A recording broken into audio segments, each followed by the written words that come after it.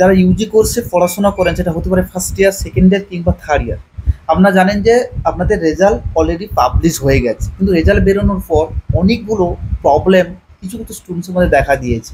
সেই প্রবলেমগুলো আমি কিন্তু ডিটেলসে আলোচনা করব। ভিডিওটা কিছুটা হলেও লেট হয়েছে আমি বুঝতে পেরেছি, কিন্তু কিছু ব্যক্তিগত প্রবলেমের জন্য আমি সেই ভিডিওগুলো নিয়ে আসতে পারিনি। যাই হোক, আলটিমেট হয়ে বলে দিই, আপনার যাবতীয় সমস্যা রেজাল্ট বিষয়ে যদি কোনো সমস্যা থাকে তাহলে ভিডিওটাকে প্রথম থেকে শেষ পর্যন্ত দেখবেন।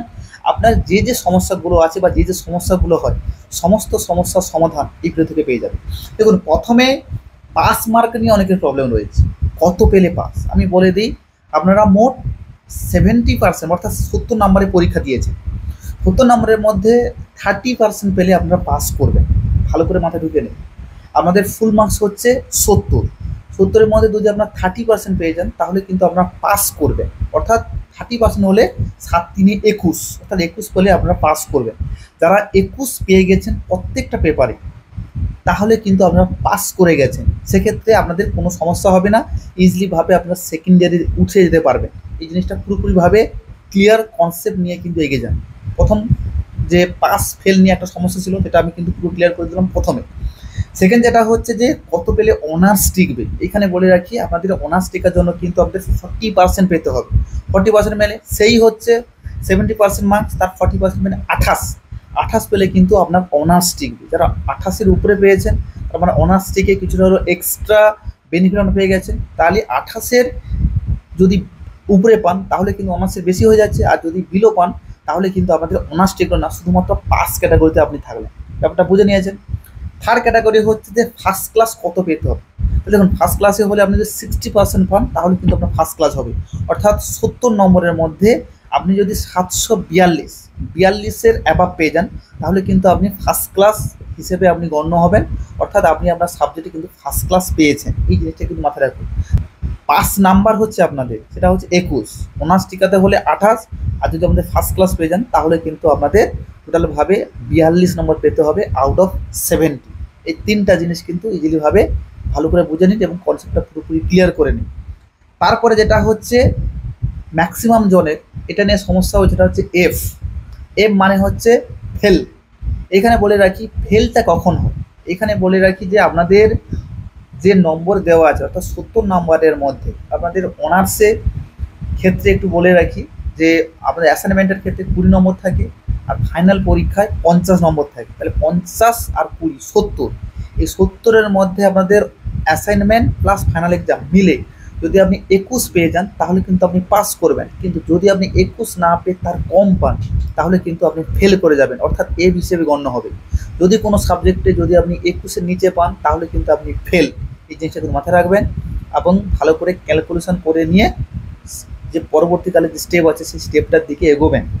তারপরে হচ্ছে যে এই যে নম্বর যদি কম হয়ে যায়, পরপর করে বলছি। আচ্ছা, প্রথমে বলে দিই, এই যে এফ যদি হয় তাহলে সেক্ষেত্রে কী করবেন। এফ হলে বলে দিচ্ছি আমি যে এফ যখন আপনার সাবজেক্টে হয়ে যাবে সেক্ষেত্রে ওই পেপারটাকে আপনাকে পরীক্ষা দিতে হবে। তাহলে আপনি পরীক্ষা দেবেন কীভাবে, এখানে বলে রাখি, যখন আপনি কোনো সাবজেক্টে এফ পাবেন সেক্ষেত্রে এই বছর যে পরীক্ষা হবে এই পরীক্ষার সময় আপনাকে ফর্ম ফিল আপ করতে হবে। ফর্ম ফিল আপ করার সময় ওই যে সাবজেক্টটা আপনি ফেল করে গেছেন অর্থাৎ এফ পেয়েছেন, ওই সাবজেক্টটা কিন্তু ওখানে ভালো করে মেনশন করা থাকবে। ওই সাবজেক্টের পার্টিকুলার যে ফিজ রয়েছে, এক্সাম ফর্ম ফিল আপ যে ফিজ রয়েছে, ওই ফিজটা দিলেই কিন্তু আপনার পরীক্ষায় বসতে পারবেন। বসে যদি আপনি কোয়ালিফাই করে নেন তাহলে কিন্তু ওই এফটা আর হবে না, তখন কিন্তু অটোমেটিক্যালি যে গ্রেডেশন সিস্টেম রয়েছে ABCD, যে গ্রেডেশন সিস্টেম রয়েছে সেই গ্রেডেশন অনুসারে কিন্তু আপনি পাস করে বেরিয়ে। যদি কোনো সাবজেক্টে যদি কম পেয়ে যান সেক্ষেত্রে কী করণীয় আছে, এটা বেসিক্যালি সেই সমস্ত স্টুডেন্টসের ক্ষেত্রে বেনিফিশিয়াল হবে যারা থার্ড ইয়ারে পড়ছে, অর্থাৎ ফাইনাল ইয়ারে এসে যদি কোনো সাবজেক্টে কম পেয়ে যান সেক্ষেত্রে আপনাদের করণীয় হচ্ছে একটাই, এটা হচ্ছে RTI করতে পারেন, রাইট টু ইনফরমেশান অ্যাক্ট 2005 অনুসারে। আপনার যে সাবজেক্টটাতে আপনি কম পেয়েছেন, আপনার মনে হয়েছে যে আপনি ভালো পরীক্ষা দিয়েছি কিন্তু নম্বরটা কম এসছে, সেই জায়গাতে কিন্তু আপনি RTI করতে পারেন। RTI করলে কী হবে, আপনার যে খাতাটা যে পেপারটাতে আপনি কম পেয়েছেন ওই কম পাওয়া পেপারটাতে কিন্তু একটু রিচেক হবে, অর্থাৎ আপনার ভেরিফিকেশান করা হবে, নতুন করে চেক হবে। সেক্ষেত্রে যদি আপনি ভালো লিখে থাকেন বা কোনো কারণে হয়তো ভুলভাল খাতাটা হয়ে থাকে তাহলে কিন্তু ওই ক্রস চেকের মধ্য দিয়ে আপনার নম্বর বাড়ার সম্ভাবনা থাকে। আপনি যদি বলেন যে নম্বর বাড়ার পসিবিলিটি কতটা, আমি বলি রাখি নম্বর বাড়ার পসিবিলিটি কিন্তু পজিটিভ দিকে আপনি ভাবতে হবে। কোনো দিন নম্বর কমবে না, অর্থাৎ যে প্রাপ্ত নম্বর আপনি পেয়েছিলেন ফাইনাল পরীক্ষাতে বা মার্কশিট আপনি ডাউনলোড করেছেন, ওই মার্কশিটের নম্বর কমবে না। অনেকের মধ্যে একটা মানে ফলস মিথ রয়েছে যে যদি আমি আরটিআই করি তাহলে কিন্তু নম্বর কমে যাওয়ার সম্ভাবনা থাকে। আমি বলে রাখি আমার এক্সপিরিয়েন্স থেকে আরটিআই করলে নম্বর কমে না, নম্বর কিন্তু বাড়ে। আপনারা আরটিআই করার প্রসেস যদি জানতে চাইছেন তাহলে কিন্তু আমার প্লেলিস্টে একটু চেক করে নেবেন, তাহলে কিন্তু ইজিলিভাবে আরটিআই করার প্রসেসটা পুরোপুরি ডিটেলসে আলোচনা করেছে। একটা ফর্ম পাওয়া যায়, ওই ফর্মের ক্ষেত্রে একটা ফিজ লাগে, ফর্মটা ফিল আপ করে পার্টিকুলার আপনি কলেজে জমা দিতে পারেন কিংবা আপনার হেড অফিসে কলকাতায় গিয়ে কিন্তু জমা দিতে পারেন। পুরো প্রসেস বলা হয়েছে, আপনি কিন্তু প্লেলিস্ট চেক করে নেবেন, আরটিআই করার প্রসেসটা কিন্তু বলা আছে। তারপরে যেটা হচ্ছে যে ডি পেলে আপনি কি করবেন, এখানে বলে রাখি ডি যদি আপনি পেয়ে যান তাহলে কিন্তু আপনার কোনো চিন্তাভাবনা করার কারণ নেই, কারণ ডিটা হচ্ছে এফ এর আপগ্রেডেশন ভার্সন, অর্থাৎ এই ডির নম্বরটা অর্থাৎ 21-এর কাছাকাছি আপনার নম্বর আছে। ভালো করে বুঝে নিন, ভালো করে 21 পেলে আপনার পাস হবে, তাহলে 21 সামথিং একটা নম্বর কিন্তু আপনি পেয়েছেন, মানে বিলো 21 নয়, অ্যাভাব 21। এই জন্য আপনাকে ডি লেখা আছে। ডি যদি থাকে ঘাবড়ানোর কিছু না, এটা কিন্তু ফেল নয়। অনেকের মধ্যে আমাকে প্রশ্ন করেছেন বা অনেকের মধ্যে ধোঁয়াশ তৈরি হয়েছে, আপনারা ডি পেলে ঘাবড়ানোর কিছু নেই, এটা কিন্তু ফেল নয়। বারবার করে বলছি, সামনের বছর যখন পরীক্ষা দেবেন ওই পেপারটা ভালো করে প্রস্তুতি নেবেন, মানে যে পেপারটার সঙ্গে আপনার একটা নম্বর কমে গেছে টেনশানে থাকবেন। ম্যাক্সিমাম পেপারগুলোতে এই জিনিসটা রাখবেন যে পার্টিকুলার এই সাবজেক্টটা বা এই পেপারটা আমার সহজ আছে, এটা যদি ভালো করে পড়ি তাহলে কিন্তু ইজিলিভাবে আপনি নম্বর তুলতে পারবেন। এই কনসেপ্ট নিয়ে এগিয়ে যাবেন, দেখবেন ওই যে নম্বরটা পুরোপুরিভাবে আপনার আপগ্রেড হয়ে যাবে, সেক্ষেত্রে ডি আর থাকবে না। এই জিনিসটা মাথায় রাখবেন যে আপনার ফাইনাল পার্সেন্টেজ কিন্তু থার্ড ইয়ারে গিয়ে হবে। এটা আপনার ফার্স্ট ইয়ারের মার্কশিট হয়েছে, সেকেন্ড ইয়ারের মার্কশিট হবে, থার্ড ইয়ারের ফাইনাল মার্কশিট হবে, অর্থাৎ টোটাল মিলে, অর্থাৎ পার ইয়ারে কিন্তু দুটো করে সেমিস্টার হয়। টোটাল ইয়ারে 6টা সেমিস্টার হচ্ছে, 6টা সেমিস্টার মিলে টোটাল নম্বরের ফাইনাল পার্সেন্টেজ কিন্তু থার্ড ইয়ারে হবে।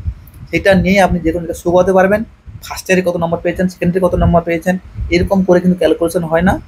ফাইনাল অ্যান্ড আলটিমেট রেজাল্টটা কিন্তু থার্ড ইয়ারে হবে। এই জন্য প্রথমবারে যদি আপনার রেজাল্ট কম হয়ে গিয়ে থাকে তাহলে সেকেন্ড ইয়ারে ভালো করে পড়াশোনা করুন।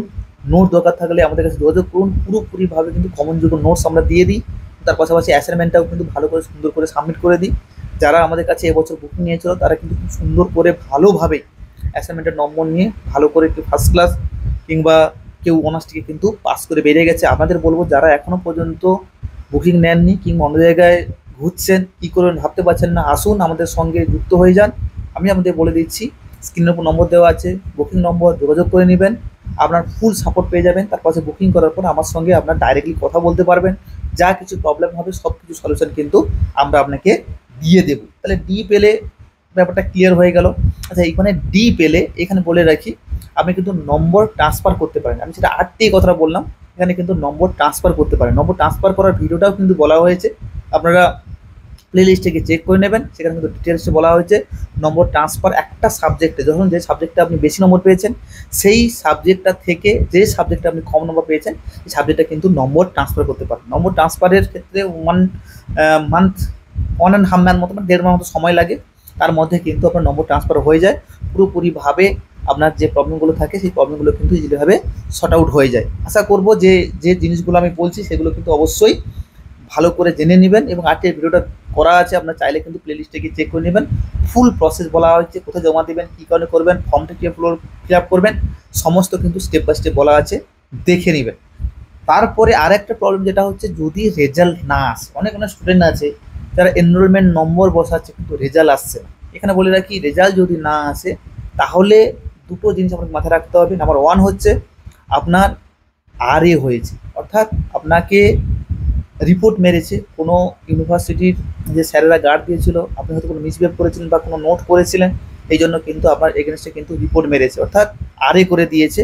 এই জন্য কিন্তু আপনার খাতাটা চেক হয়নি, ওই জন্য ওখানে ইনভ্যালিড স্টুডেন্ট দেখাচ্ছে। এখানে বলে রাখি, এই যদি আরএ করে থাকে তাহলে আপনার বাড়িতে কিন্তু চিঠি আসবে, চিঠিটা কিন্তু বাই পোস্টে আসবে। এই জন্য যদি কোনো সময় যদি পোস্টমাস্টার আপনাকে ফোন করে বা চিঠি আসছে বলে অ্যাক্টিভলি হয়ে রিসিভ করবেন, কারণ ইউনিভার্সিটি আপনাকে ডেকে পাঠাবে তাদের কাছে, কেন আপনি নোট করেছিলেন বা কী কারণে আপনাকে আরএ করে দেওয়া হয়েছে। আপনি পজিটিভ রেজাল্ট দেবেন, এবং আরে করলে কি হয় না হয় সমস্ত ভিডিও এখানে কিন্তু করা হয়েছে। প্লেলিস্টে চেক করে নেবেন, সমস্ত ডিটেলস কিন্তু পেয়ে যাবেন। এই সমস্ত জিনিসগুলো আপনাদের ক্ষেত্রে একটা বড় ফ্যাক্টর হিসেবে কাজ করেছে বর্তমানে যখন আপনাদের রেজাল্ট আউট হয়েছে। আশা করবো এই সমস্ত প্রবলেমগুলো যারা ফেস করেছেন, আশা করবো আপনারা পুরোটা ভিডিও দেখেছেন। যারা যারা ভিডিও দেখেছেন তাদের অসংখ্য ধন্যবাদ। এবং যদি আপনাদের পরিষেবার সঙ্গে যুক্ত হতে চাইছেন, আমাদের সঙ্গে যুক্ত হয়ে যান। A to Z সমস্ত গাইড কিন্তু করে দেবো, বুকিং নম্বর দেওয়া আছে। বুকিং করার পর কিন্তু ডাইরেক্টলি আমার ফোন নম্বরে ফোন করে আপনারা কিন্তু আমার সঙ্গে কথা বলতে পারবেন। তারপর হচ্ছে আপনাদের সমস্ত প্রবলেমের সলিউশন হয়ে গেছে। এটা ভালো লাগলে লাইক করুন, শেয়ার করুন। এইরকম ভিডিও পেতে চাইলে কিন্তু চ্যানেলটা সাবস্ক্রাইব করে রাখবেন। দেখা হচ্ছে অন্য কোনো ভিডিওতে অন্য কোনো সময়। ভালো থাকুন সবাই।